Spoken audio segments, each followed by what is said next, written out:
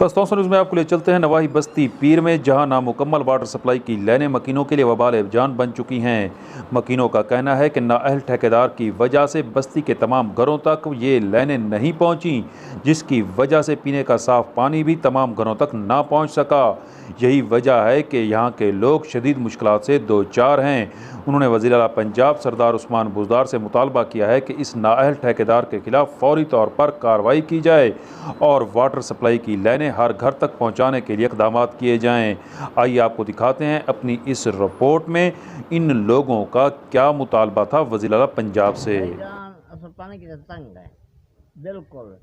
कई वो लोग अमीर जैसे हमारे घर पानी भी जाना पे पाइप लाइन रखी के सब कुछ की, बाकी सारा शहर गरीब कहीं भी घर का पानी का नहीं मीठा कभी किसी को भरना है कि किसी भरा मेहरबानी करो, सर तावन करो। पानी वाले बहुत सारे तंग है, हद को लगा है पानी सीधे पीने पर जानो भूख मत दे में तेरे मत दे शुद्ध हो रहा है। मेहरबानी करो अल्लाह साहब सब पर